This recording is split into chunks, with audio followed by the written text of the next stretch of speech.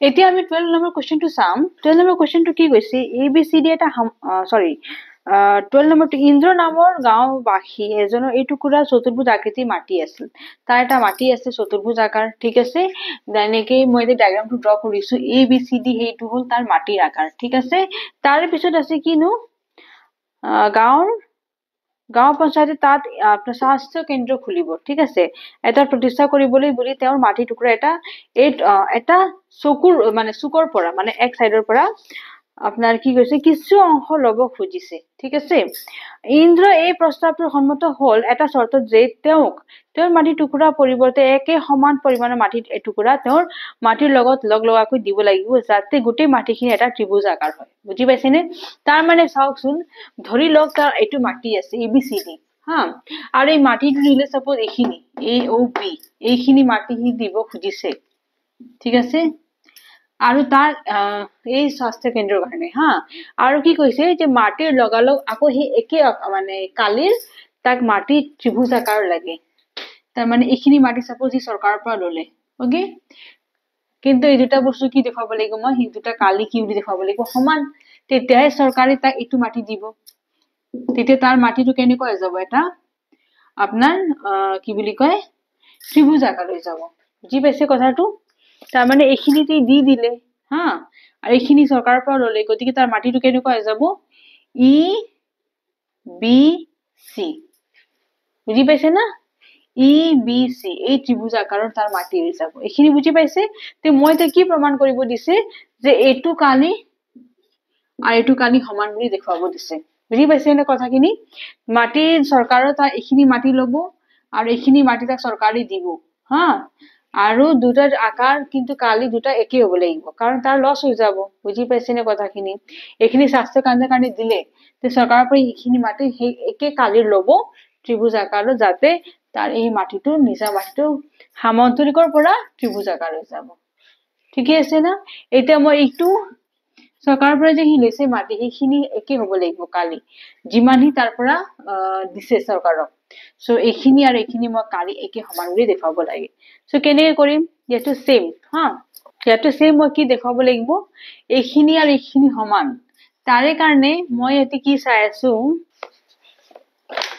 আগতে মই কি বস্তু কৈছো এইখিনি কথা মই লিখি দিম আপোনালোকক ঠিক আছে এতিয়া চাবচোন আপোনালোকে যেনেকৈ ডায়াগ্ৰামটো মই বুজাই দিছিলো যে এইখিনি মাটি চৰকাৰে লব আৰু এইখিনি মাটি চৰকাৰে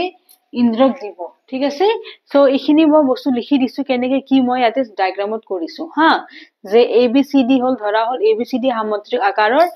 ইন্দ্ৰৰ মাটিখিনি আছিল আসলতে হা ABCD এইখিনি মাটি BD সংযোগ কৰা হল BD টো মই সংযোগ কৰি দিছো ইয়াতে এইটো BD ঠিক আছে আৰু BD ৰ সমান্তৰালকৈ এটা ৰেখা টানা হল BD ৰ সমান্তৰালকৈ মই এটা ৰেখা টানিছো EA ঠিক আছে এই বিন্দুৰ মাজেৰে এই বিন্দুলৈ ঠিক আছে আৰু ED সংযোগ কৰা হল এতিয়া ED কি কৰিছো মই সংযোগ কৰি দিছো এইখিনি এতিয়া BE আৰু AE সংযোগ কৰা হল BE মানে কি হ'ব BE আৰু AE ঠিক আছে BE আৰু AD O বিন্দু ছেদ কৰে BE মানে BE আৰু AD O বিন্দুত ছেদ কৰে এইখিনি ঠিক আছে প্ৰশ্ন মতে AOB ত্ৰিভুজ আছে সেই অংশখিনি কাটি ঠিক আছে মাটি চৰকাৰক দিয়া হল তাৰ মানে এইখিনি মাটি চৰকাৰক দিয়া হল কাটি পেলে আৰু ত্ৰিভুজ DOE আকাৰ যে আছে সেইখিনি হল মাটিৰ অংশখিনি চৰকাৰে ইন্দ্ৰক দিব ঠিক আছে যাতে সমান কালিৰ মাটিৰ অংশখিনি আদান প্ৰদান হল ইন্দ্ৰৰ শৰ্ত মতে ইন্দ্ৰ এইটো শৰ্ত দিছিল চৰকাৰক গতিকে ইন্দ্ৰৰ শৰ্ত মতে আদান প্ৰদান যে হৈছে এইখিনি মাটিৰ সেই দুটা কালি কি হ'ব লাগে সমান হ'ব লাগে এইটো বস্তু আমি দেখাব লাগে হয়নে সো আমি কি দেখাব লাগে প্ৰমাণ কৰিব লাগে যে AOB আৰু DOE সমান নহয় জানো গতিকে এতিয়া মই প্ৰমাণখিনি কৰিম ঠিক আছে বা আমি দেখাব লাগে যেখিনি দিব পাৰে যে আমি দেখুৱাব লাগে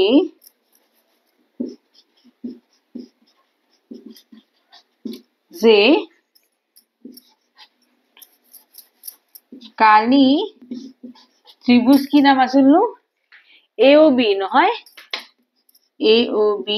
সমান কি হ'ব কালি ত্রিভুজ DOE এটো বস্তু মই প্ৰমাণ কৰিব লাগে ঠিক আছে সো এটা মই প্ৰমাণ কৰিম ওকে এইখিনি যে মই অলপ বনাই দিছো এইখিনি আপোনালোকে নিজৰ ভাষাতে লিখিব পাৰে এটো মই নিজৰ ভাষা দিছো আপোনালোকৰ যদি ইয়াতকে ধুনীয়াকে লিখিব পাৰে ইউ ক্যান ৰাইট ইয়োৰসেল্ফ ওকে বস্তুখিনি যে তেনেকে মানে খুমাব লাগিব প্ৰশ্ন মতে ঠিক আছে এতিয়া প্ৰমাণটো কৰিম মই ইয়াতে চাওকচোন মোৰ ডি ই বি এটো ত্ৰিভুজ ঠিক আছে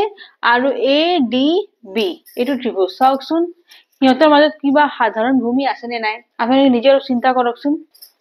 গতিকে ডি ই বি এটো ত্ৰিভুজ আৰু ডি এ বি এটো ত্ৰিভুজ দুইটাৰ মাজত সাধাৰণ ভূমি আছে ডি বি ঠিক আছে না গতিকে যেহেতু ত্ৰিভুজ ডি ই বি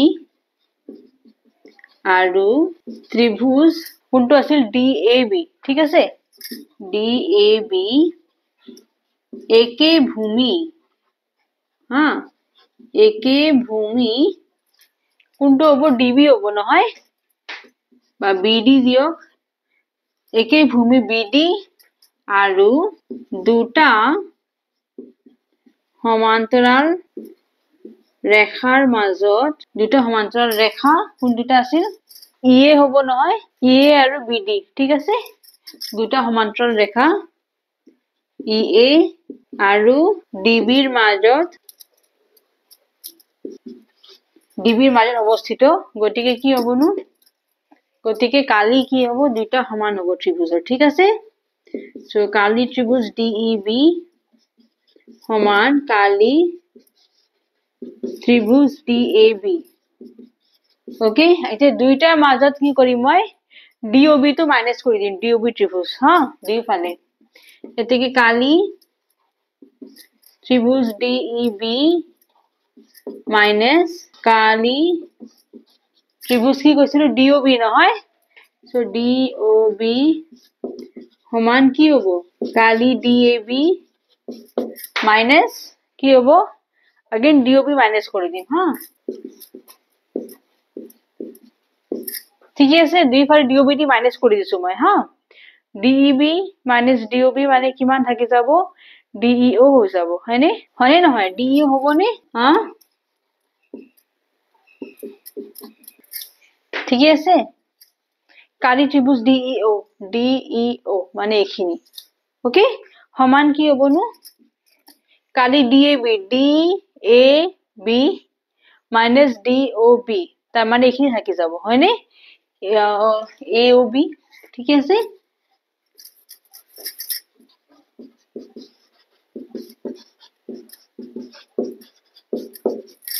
ঠিক আছে এখিনি আমাৰ প্ৰমাণিত কৰা হ'ল যে ডিইও মানে এটো বস্তু আৰু এওবি মানে এটো বস্তু এখিনি মাটি দুটো সমান কালি দেখাব পাৰিছো নে মই বুজি পাইছে কথাখিনি এটো ধুনিয়াকে লিখিলো ইয়াতে মাত্ৰ লিখিব লগা অলপ বস্তু বেছি আছে কিন্তু মেইন ইম্পৰ্টেন্ট খিনি বস্তু এখিনি আছে এখিনি ঠিক আছে কিন্তু এখিনি অলপ ডেসক্ৰিপচন দিব লাগিব যে আপুনি কি কৰিছে ডায়াগ্ৰামত সেইখিনি আপুনি জাস্ট বুজাব লাগিব ঠিক আছে গতি আপুনি ধুনিয়াকে লিখিলো আৰু যদি কি বুজি নাপায় মোক খুদিব কমেন্ট কৰি জনাব ঠিক আছে ধুনিয়াকে লিখিলো মই তেতিয়ালৈকে অলপ সাইড দি দিও হা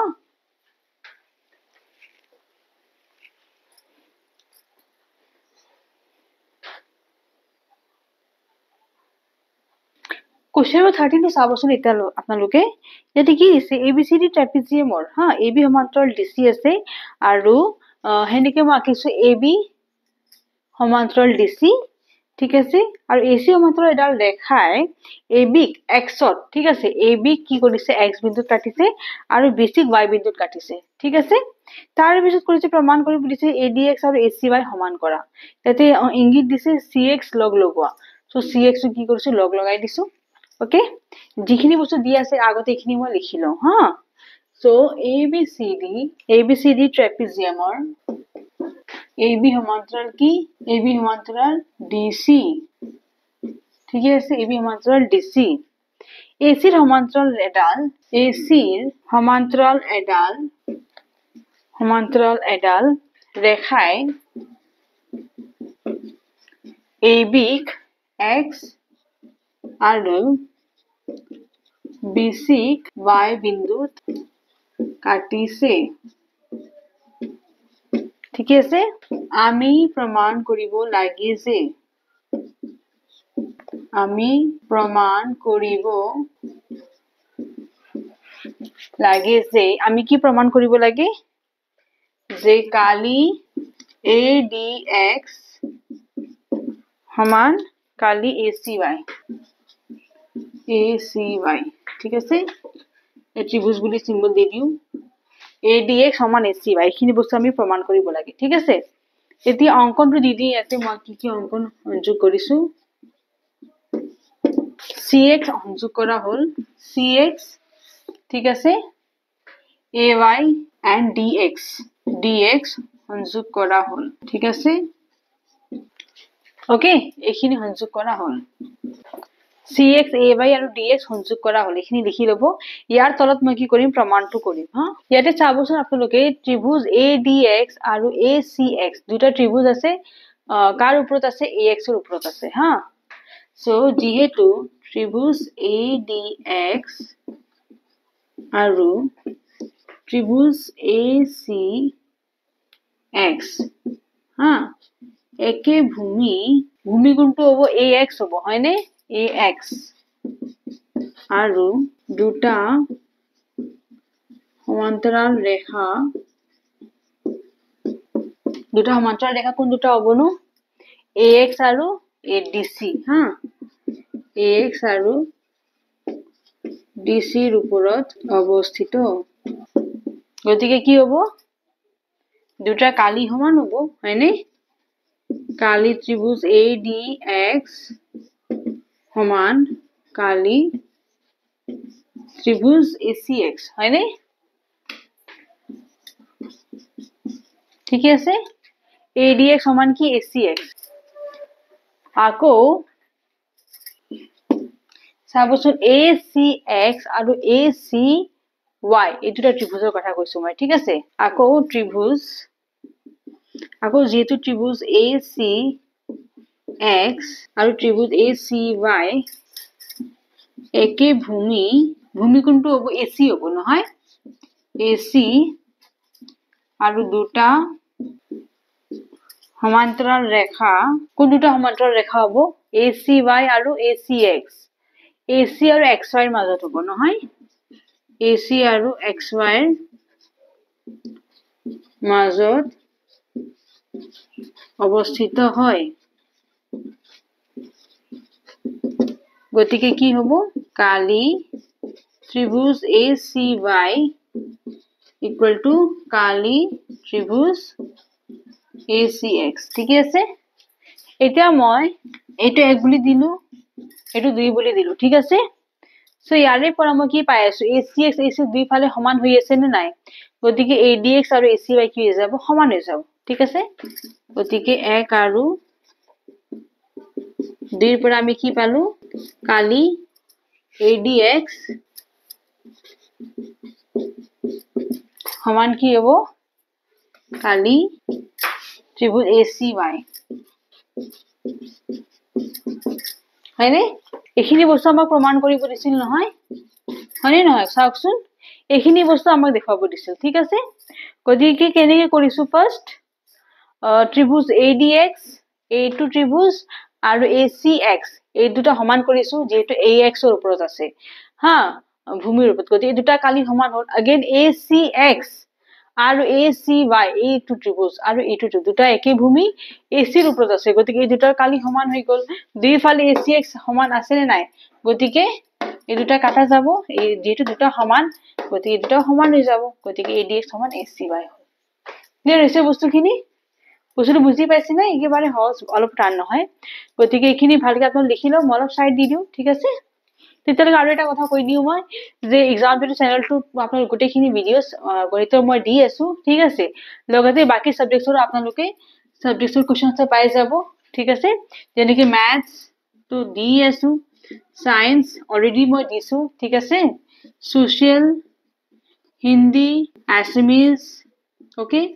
জিওগ্ৰাফি ভূগোল এইখিনিও মই দিছো ইলেক্টিভ সাবজেক্টছ কম্পিউটাৰ তাৰেখিনিও দিছো গতিকে এইবিলাকৰ কোৱেশ্চন আছে আপোনালোক ধুনীয়াকৈ মোৰ পাই যাব এক্সাম ডেটি চেনেলত ঠিক আছে তাৰ কাৰণে প্লেলিষ্টত যাব ক্লাস 9ত যাব প্লেলিষ্টত যাব ক্লাস 9 ৰ কাৰণে যাব ঠিক আছে তাতে কোৱেশ্চন আছে ইচ এণ্ড এভৰি সাবজেক্টৰ মই দিছো ঠিক আছে ইয়াতে কেতিয়াবা নাম মই লিখা নাই সেইখিনিও কিন্তু মই দিছো আপোনালোকে মাত্ৰ ক্লাছ 9 বুলি নহয় ক্লাছ 6 to 10 মই each and every subject question answer exam যদি চেনেল প্ৰভাইড কৰিছো যিমান পাৰে শেয়াৰ কৰিব ভিডিওছ কেইটা যাতে প্ৰতিটা আমাৰ অসমৰ ষ্টুডেন্টছ বিলাকে আমাৰ ভিডিওছ কেইটা পায় ঠিক আছে তাৰ কাৰণে আপোনালোকে জাস্ট সাপোৰ্ট মই বিচাৰিছো ঠিক আছে আৰু যদি ভিডিওটো কিবা প্ৰবলেম পাইছে মোক জনাব কমেন্ট কৰি সেইখিনি মই আকৌ ডেভেলপ কৰিম ইমপ্ৰুভ কৰিম ঠিক আছে থ্যাঙ্কস ফৰ ওয়াচিং জয় হিন্দ